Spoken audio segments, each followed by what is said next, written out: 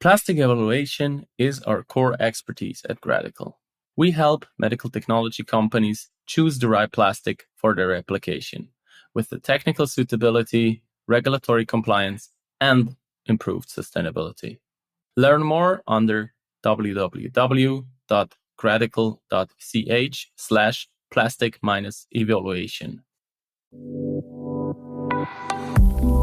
So this time we're going to have a special episode with two guests, Mihajlo Milenkovic and Giuseppe Fiandaca.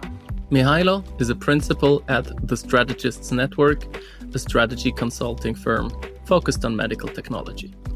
Giuseppe is the co-founder and managing director at the Polyneers, a consulting firm focused on medical-grade plastics. Together with Gradical, these two companies jointly put together a market report regarding the medical-grade plastics market, the topic of our episode. More info on the market report under www.medicalgradeplastics.de.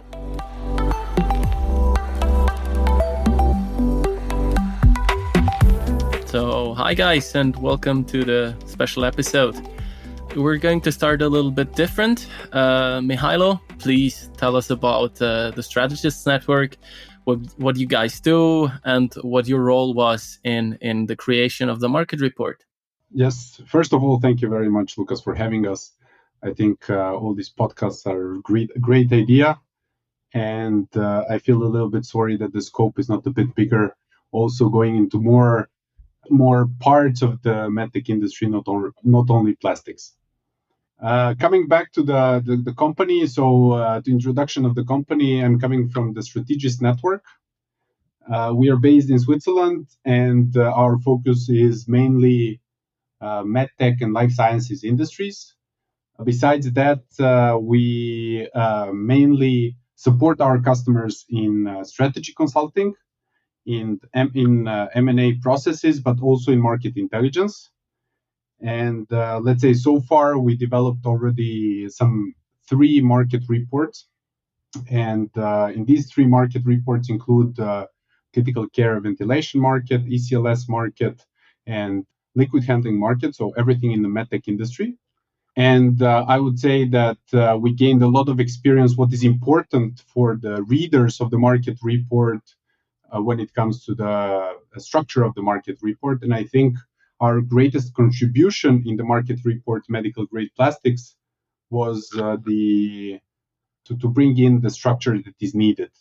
And I'm saying starting from the defining the market, segmenting the market, going through the market size, market growth, market trends, to discuss about competitors, and to also touch upon some detailed parts of that particular industry.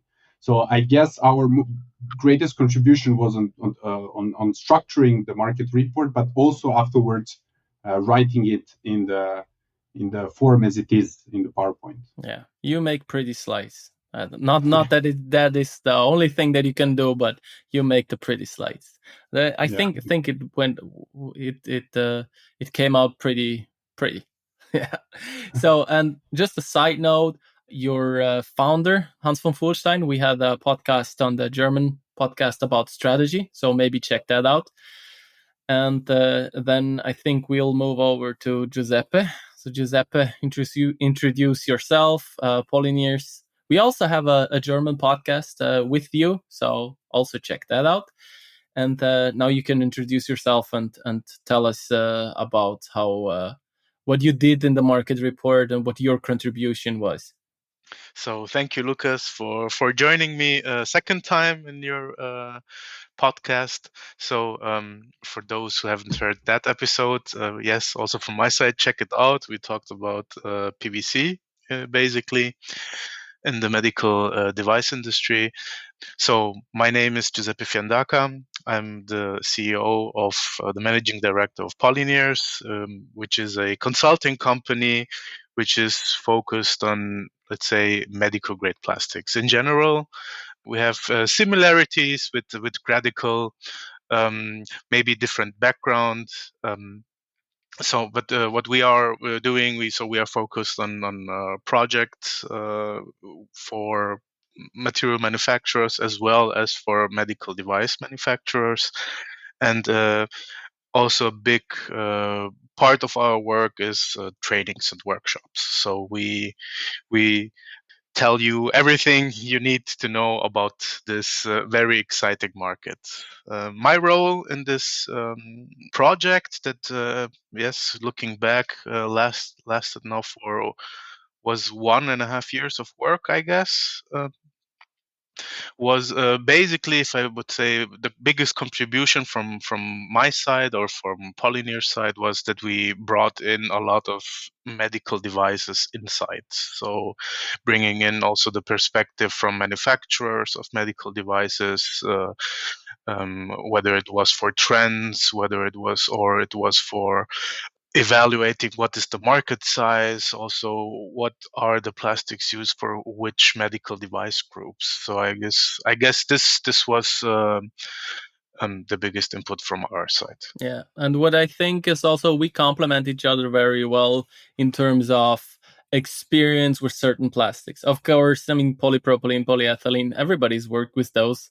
But I have a great experience in polyamide since I worked with a polyamide producer. You have experience with PVC and thermoplastic elastomers, which are, I wouldn't say my weak point, but not where I have my deepest expertise. So we complement each other very, very well.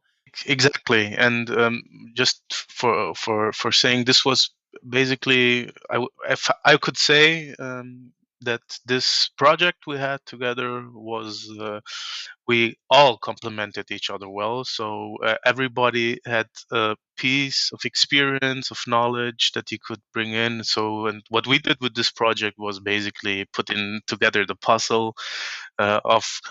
Apparently, in the first side, the report or the question might seem simple, but it was more than 1 year of work, and we recognized even in the process of doing the report that it was maybe a bit more complex than we thought. Yes. And so I'm really happy that we came to a conclusion, and that we finished the report, and yes, and happy today also to talk about it and to give you some insights or Yeah. some sneak preview. Yeah, I think, and the biggest unique selling proposition of this market report is, I mean, everybody can do market analysis, crunch numbers, make up numbers, make guesstimations, and then come to conclusions.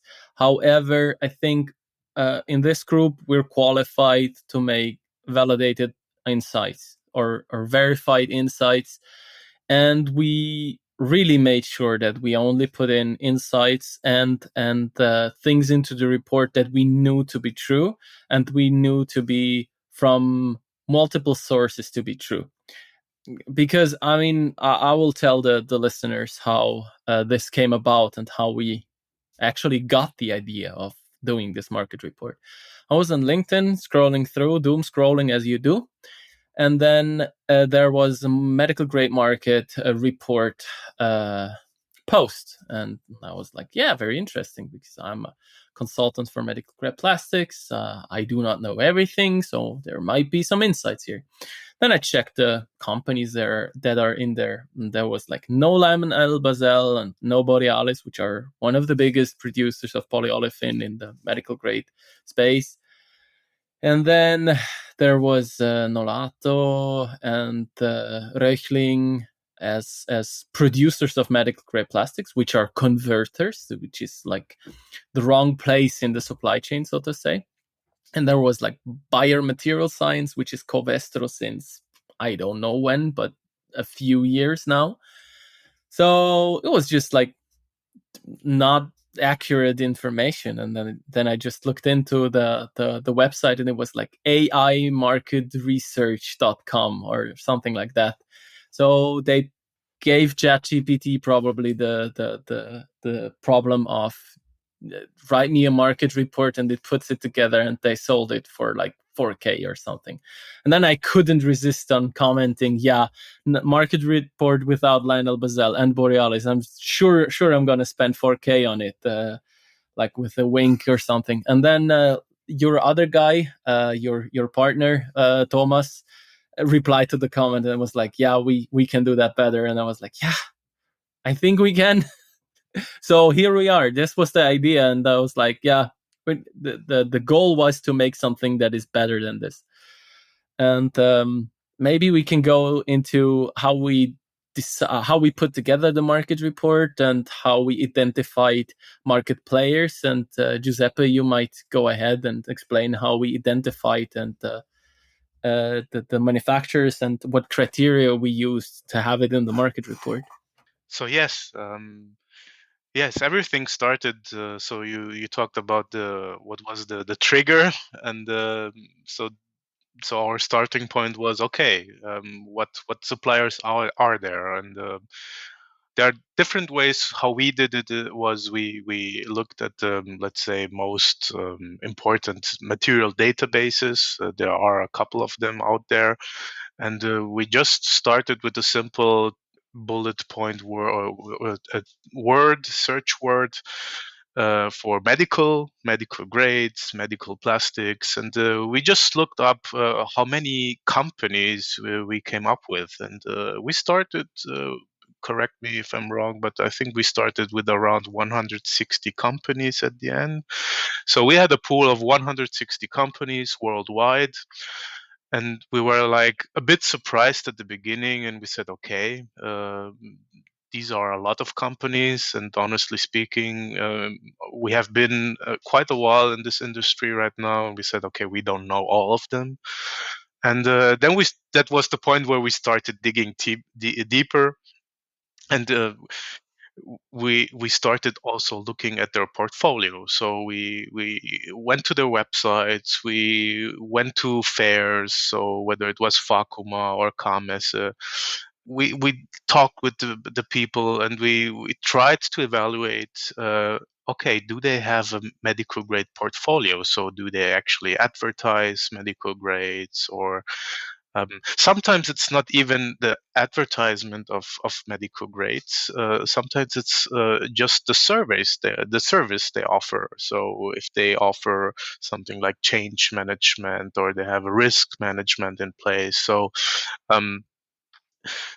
those were the, I would say, key aspects we looked for. So we started with a really big number of suppliers, and then we, step by step, we were actually sorting out the ones that just had, let's say, a mention that they could use it in a packaging for medical purposes, or something that was not really showing you that they had a real service and concept behind it. So this was the approach we had, and I would say this was this had a big share of the whole project. So figuring out how many suppliers there were. And yes, at the end, starting with over 100, we narrowed it down to 60. 60, yeah. Something like 60. And with those 60, we are really, really confident that it's them. We may have forgotten some really small ones that are not so present in, let's say, in fairs or in the internet, but let's say on a global scale, where you can count on, let's say, bigger deliveries that go over a ton, something like this. I'm quite confident that we have a complete list of suppliers. Okay, so maybe a little to add to the criteria, we added thermoplastic medical grades. So all elastomers, so silicones, for example, or thermosets were excluded. We also excluded master batches and custom compounds. We did this since it was difficult to compare within a certain, let's say, plastic group. We have several plastic groups in there. Let's take the example of polypropylene, and then you have specialty suppliers that do conducting or electrically conducting polypropylene. Maybe they have like 10, 15, 20 grades that are electrically conducting polypropylene, and grouping them with polypropylene And I think Borealis has like also around 20 grades in polypropylene, and then saying that the portfolio completeness or like the depth of portfolio would be comparable is pretty difficult. And then on top of that, if you add the compounders or the custom compounders, you in the market size estimation, you will double count certain amounts, and therefore it disturbs your market size. What we did add is the compounders for thermoplastic elastomers and PVC, because PVC is actually pretty difficult to get in the plasticized or in a usable form as medical grade directly from a polymerizer. And therefore we kept the compounders there. So we excluded custom compounders. Compounding where needed to get a useful grade. We had this, and sometimes it was also not perfectly clear cut, and you had to make a decision: is this now in or is this out? And sometimes it's also discussions like this happen in order to just justify: do we take them in or do we have them out? So at the end of the day, we also try to give the reality, so the perceived reality. So as you said, plasticized PVC and also unplasticized PVC and TPEs, they are perceived as a own material group, even though maybe even TPEs are compounds. So there are TPEs that are mixed with, for example, SEBS and PP compounds, but they are perceived as a own material group. And this was, as you say, Lucas, this was the cut and the categorization, the clustering we made to say, okay, we keep it kind of realistic and say we also put in compounds but just, and this was the only exception because they are perceived as their own material group. Mm-hmm. And maybe also to the definition of medical grade plastics, which one did we use? We of course use the VDI guideline 217 medical grade plastics, where we have the central points: change management, security of supply, and regulatory support. These were the three criteria we used to grade or to rate the market players. And then we had a fourth one, which was experience in the field. So if you have like 15 years of experience, you have lots of applications, you have an experience, and then if you just recently started doing medical grades, we just maybe have half of a point or no point there. So, and then in market reports, like the thing that everybody wants to know is market size and growth, because this is what a market report is for, figures about the market. And maybe you, Mihajlo, can tell us about how we estimated the market size and growth and how we went about this.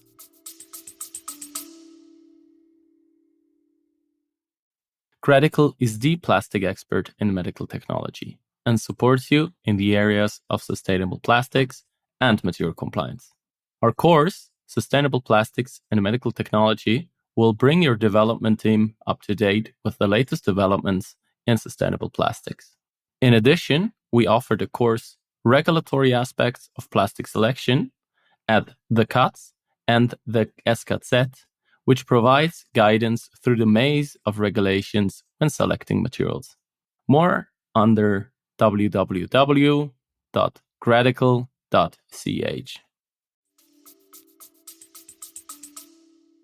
Sure. I mean, when we talk about market size and growth, I mean, we need to talk about estimation.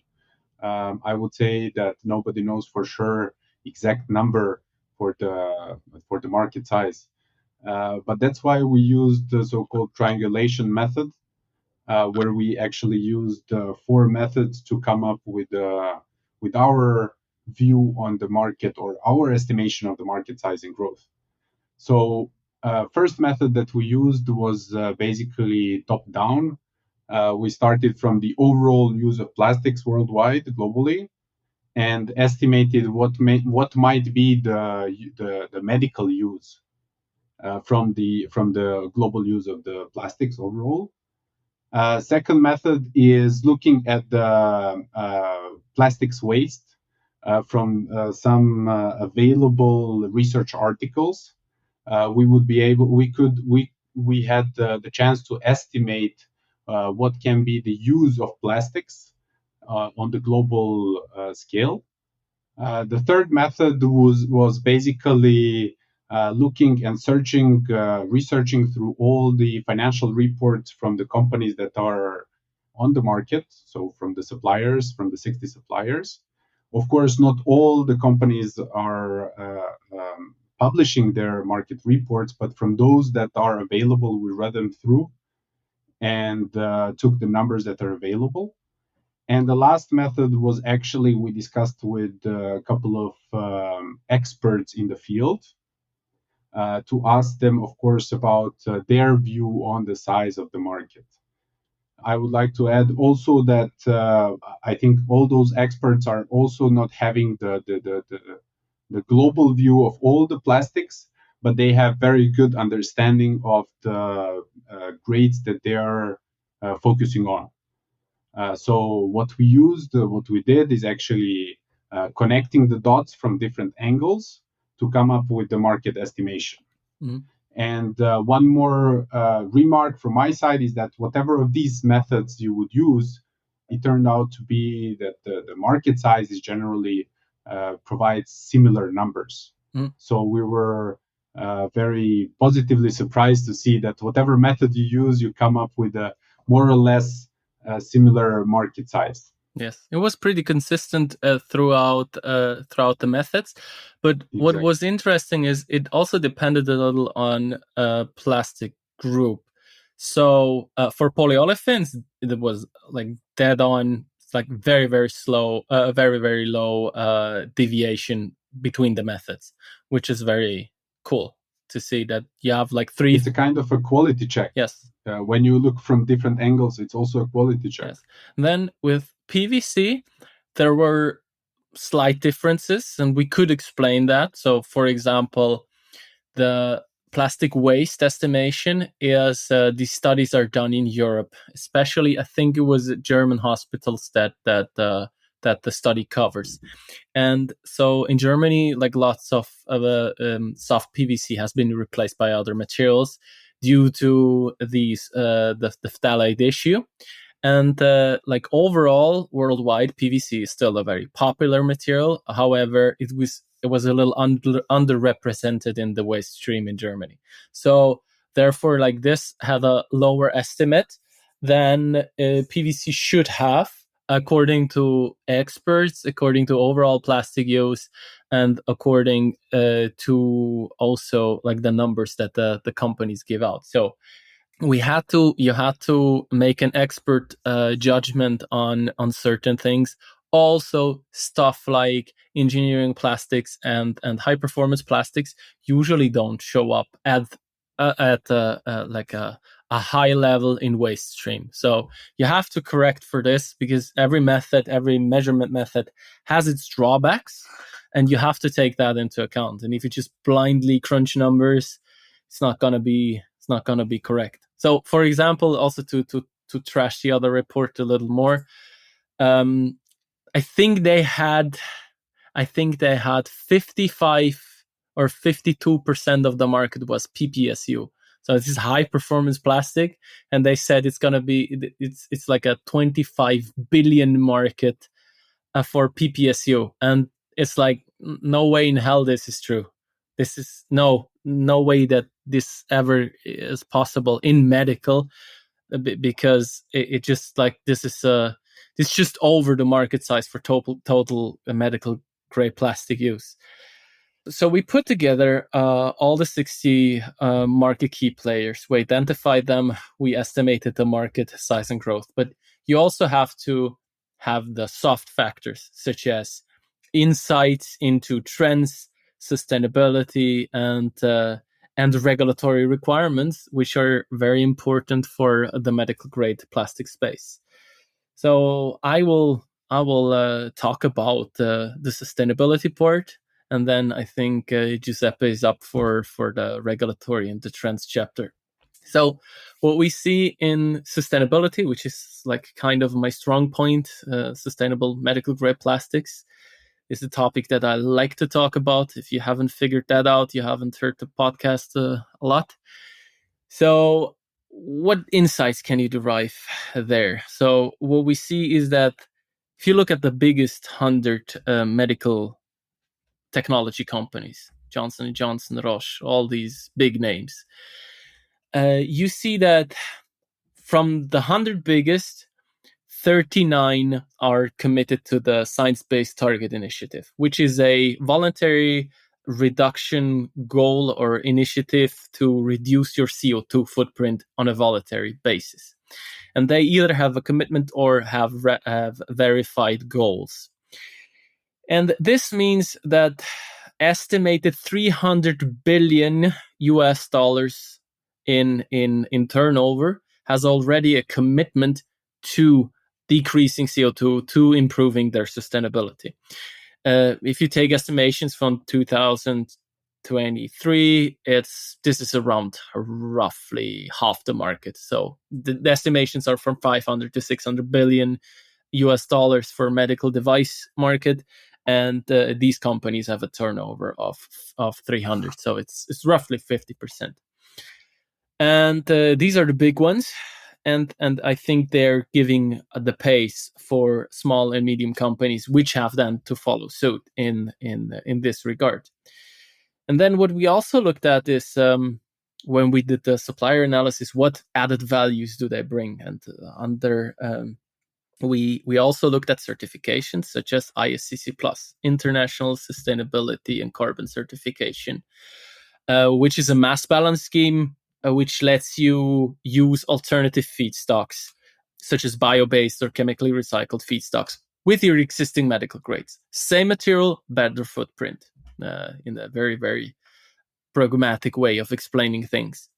And we saw that 2/3 of the plastic manufacturers already have such a certification at least one site, which means plastic suppliers see sustainability as a strategic point to improve their market position, and their customers also think that sustainability is important. So I think in the next 10 years, this is going to be one of the key things to focus on, plastic sustainability.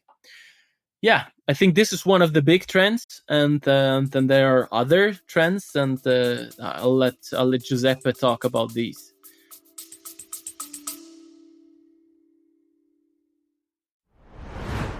Do you enjoy the podcast?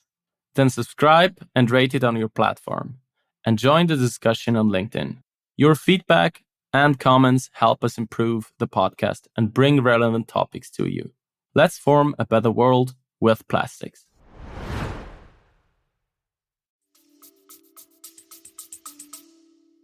Yes, so regarding trends, I would generally say that the trends in the medical grade plastics market, so also the suppliers of medical grades, they are directly connected to the medical device manufacturers.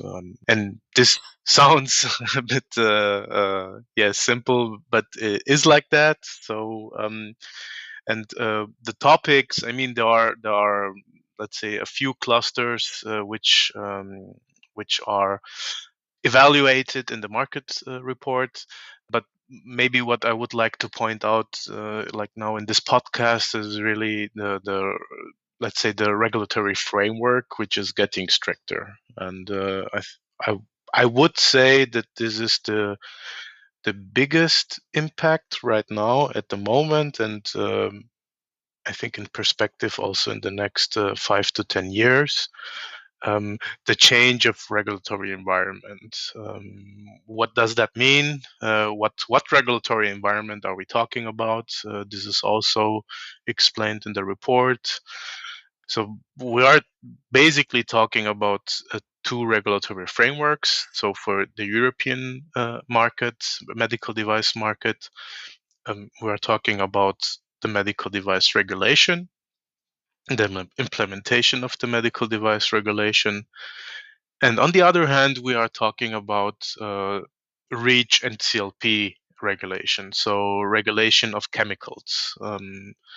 In generally speaking, and I mean, in the last month, you all have heard about PFAS and fluoropolymers, and so this had a huge impact. Even though, interestingly, it has not been regulated yet, but this shows that a lot of companies and also the medical device manufacturers, they are very sensitive to such proposals and maybe also upcoming changes. And this is a trend that we will see in future, that substances are being, let's say, evaluated or assayed a bit more critical, and that in future we will have more bans of chemicals which are used and also used in medical grade plastics, even, and they are used for a specific reason, whether it is the plastic itself or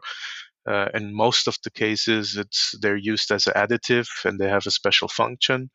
And so this will lead to more companies in the whole supply chain to yes, this will leave a workload in the whole supply chain, whether it is evaluating the impact or evaluating the function, the technical reason why it's used, and so on. So this is the biggest impact I see. There are other impacts or other trends that have a more or less also serious impact.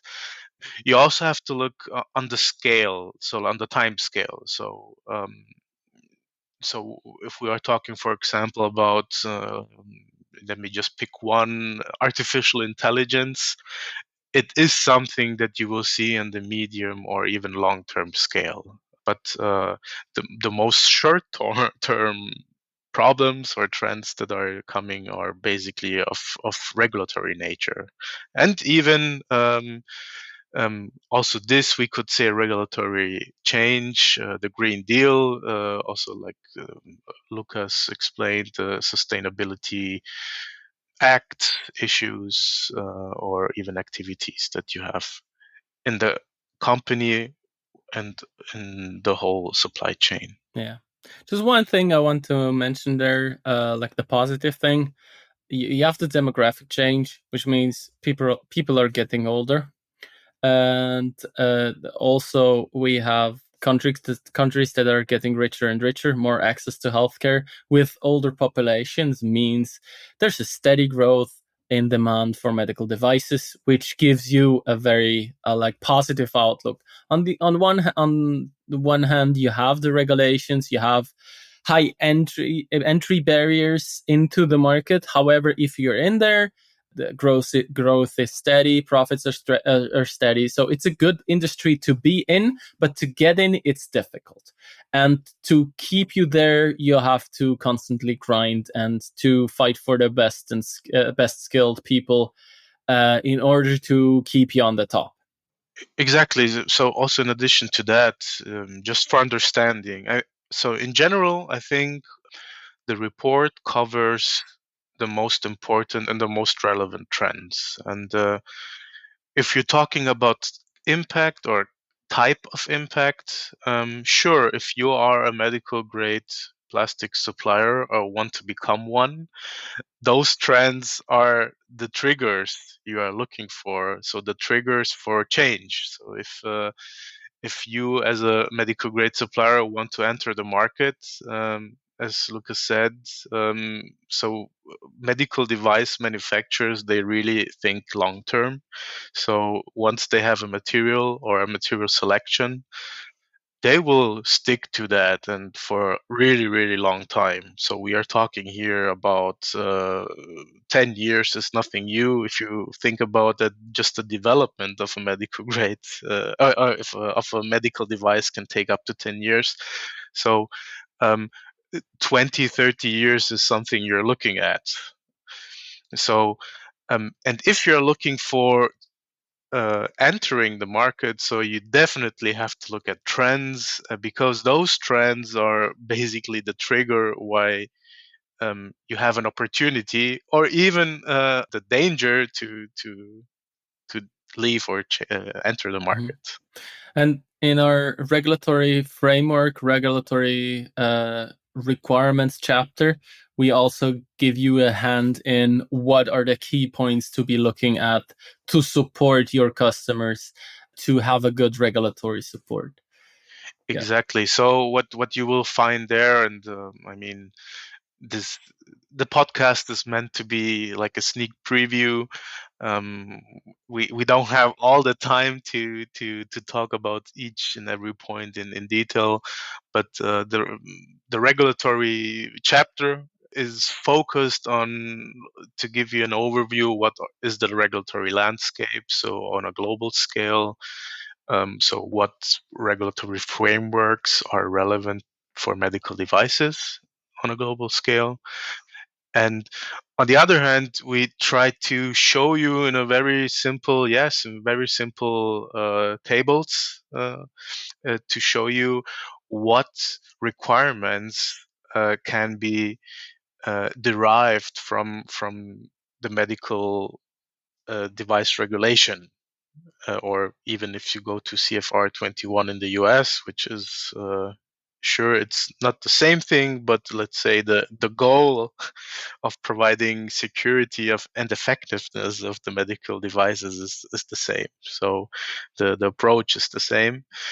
And in this chapter, it's really about what requirements can be derived from the frameworks and what requirements are actually directed to the suppliers of medical grade plastics.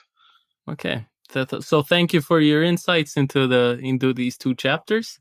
And then in the last two chapters, we're looking at the key market players and their portfolios. And now Mihajlo can tell us about this. We analyzed added value, their portfolios, and portfolio completeness. You can elaborate on how we did the analysis. Yes, first, as Giuseppe said before, we have about 60 suppliers that we detailed. So these 60 suppliers, on one hand side, we in one chapter detailed the companies themselves, and in the another chapter we detailed actually their product portfolio. When we talk about the details of the company, we included, for example, company data, what are medical grade plastics brand names, what added value does this company provide, for example, solutions for class 3 medical devices, is it polymerization, custom compounding, so what services on top of the product itself the company offers. Then we discussed or we included information about certifications that the supplier provides. Is it the medical policy, ISCC Plus, ISO 9001, or ISO 13485? So this is a kind of general information that we provide for each of these suppliers. And on top of that, we developed a rating system from our side, as Lucas already mentioned. This rating system includes 4 main characteristics for each company. So the level of regulatory support that they provide, the change management, but also the security of supply as 3 characteristics. And the last one, of course, supplier's experience within the medical sector. So these are all the topics that we covered per each of the 60 suppliers that are included in this market report. On top of that, we also, in the next chapter, we also discussed about the portfolio of each of these suppliers. So the idea was to make a kind of a matrix where we show for each supplier which medical grade they offer and how complete their portfolio is, comparing to the other providers of the same medical grade plastics. So saying when we talk about completeness, of course, we always compared these companies' offering versus the offering of the same grade of a different company. So those are basically the last two chapters where we discuss about the companies and their portfolio. Okay, so now we have the whole market report. We start with properties and applications, and then we have which we didn't talk about. So we might go ahead and talk about this. So we also researched on what plastic groups are used for which applications, which like benefits and drawbacks they have, and what trends are they subjected to. For example, this is no spoiler. Fluoropolymers, there's a strong trend to replace them because of like the regulations that may or may not be coming. Let's be honest, they're probably coming, and therefore there is a trend to replace them. And secondly, we had then the market size and growth chapter. We have the insights chapter, as we call them: trends, sustainability, regulatory requirements, regulatory environment. And then we have the plastic suppliers, key market players, and the 60 suppliers with their short characteristics. And then we have the portfolio analysis. Who offers what and with what completeness. And this is basically the market report that we're offering, 88 pages. Yes. I want to add, so that the listeners have, let's say, that the listeners get an impression of how we worked on it. So this was a project where we had in some phases we had more than one meeting a week, not a month, but we have several meetings a month, and I'm at the end. I'm really happy that we found together. So 3 consulting companies found together with different perspective, different experience, also different knowledge and different way of thinking. And this really was we were discussing a lot. So we were really, for example, Mihajlo talked about the rating. I don't know how many times we actually adapted and discussed the rating, and do we give them iterative process. exactly. So it was an iterative process, and this is really, I want to give the real impression or a realistic impression. So we didn't just rate, we really discussed about it, and then sometimes we changed it to a worse rating. Sometimes I think in most cases we changed it to a bad rate, to a good rating. But however, what I want to tell the listeners is there was a lot of discussion, a lot of constructive discussion. I'm really thankful for that. So also this is also my chance to say thank you to the Strategist Network, to Gradical. And I'm really confident that maybe I don't want to shoot too high, but I think this is one of the best, or even the best, medical grade plastics report you can get out there.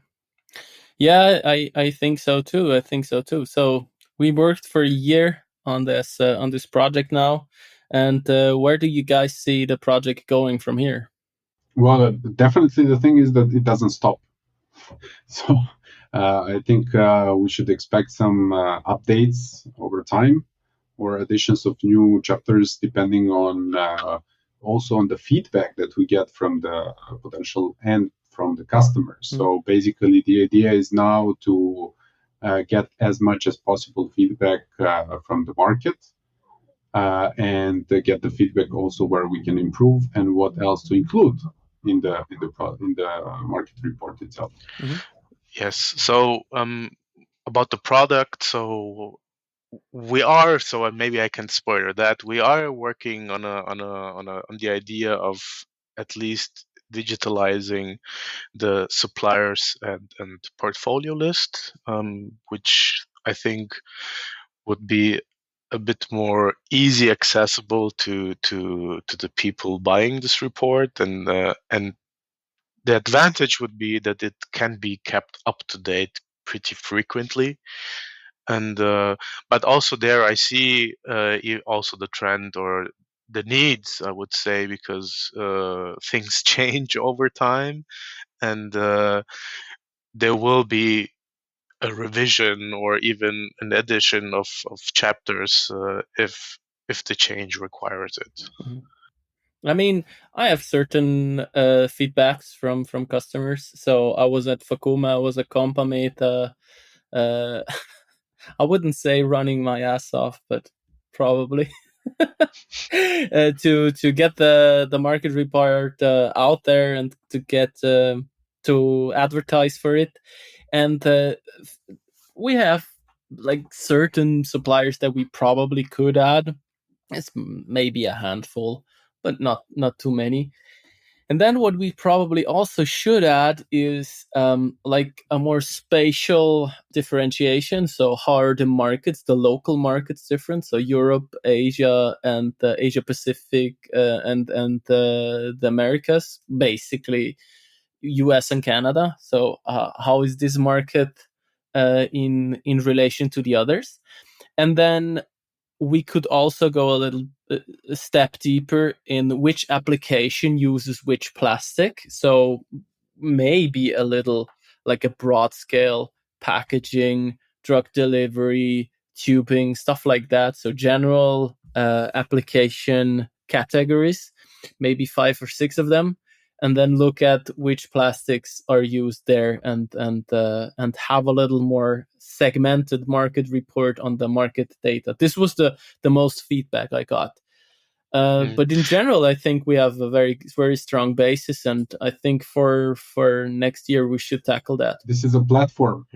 What we haven't maybe talked about is this report for you who is listening? So who is this report meant for? So it was difficult because this was the one of the first discussions we had. So who do we want to target? So who do we want to buy this report? And at the end we decided, okay, everybody that has some kind of interest in medical grade plastic, the topics should be addressed. So at the end, it really doesn't matter if you're a supplier, if you're a medical device manufacturer, if you're a distributor of medical device, medical grade plastics, or an engineer, whatever it is. I think the report has a lot of aspects and topics which can be addressed to each group, and so this is also the reason why we try to make bundles. So where we bundled the report, so you don't have to necessarily buy the whole report. You can also have bundles, and you can always talk to us three guys and ask us for let's say a special treatment or a special adaptation. Yeah. At the end. Yeah. Okay. So that was a nice set of last words from you. That Mihajlo, you want to have some last words? Well, a few words about the industry itself and the market. I think like the market itself is, as you already mentioned, is like very healthy, with some growth that is happening also because of underlying medtech market is growing. The only thing also what you mentioned was that there are some trends, there are some topics to look at the market which are big, and I think the sustainability is one of them, and that's why we dig deeper into this topic a little bit more in detail. Regulation as well, and there are some smaller applications as well, like 3D printing that also Giuseppe mentioned. Those are important things to have in mind if you are in this market. But overall, saying plastics in medtech industry is there to stay for decades. Yes. So, honestly said, from the high level perspective, it's there. I want to add something on that, if I'm allowed. I totally agree with Mihajlo. This is a market which is growing, but still, if I could give an advice, of people working in this sector and the whole medical device sector, from material supplier to manufacturers, is really talk about requirements. So talk about your needs, talk about what you expect from a supplier. Also, from a supplier point of view, talk about get informed what is the medical device used for, because it is tough times. It is tough times. We have market growth and so on. We can have good perspective, but the regulatory framework is really struggling. It's really hard for medical device manufacturers. So the only advice I can give in that perspective is really work on it, talk about requirements, so that also in future we could have good growth and let's say a sane medical device market. Mm-hmm. Also, talk about requirements. Have your suppliers be strategically selected. Have your strategy right, and have in order to have your strategy right, you need the right market intelligence.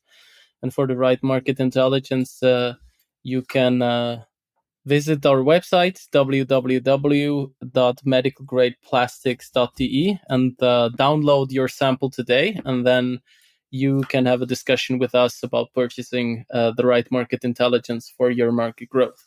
So the market intelligence is all about your strategic market penetration strategy. You want to grow your business in medical. May it be that you're a distributor of medical grade plastics or a manufacturer of medical grade plastics, or you want to use the right plastic for the right application, and then you're served well with this market report. So that being said, it was an honor to work with you guys, and it will be an honor to work with you on the medical grade market report 2025 upcoming. Any last words of you? Thank you and goodbye. Thank you. Good. Then I would say until the next time, this was Mihajlo Milenkovic from the Strategist Network and Giuseppe Fiandaca from the Polyneers. I'm Lucas Pianegonda from Gradical, and until the next time.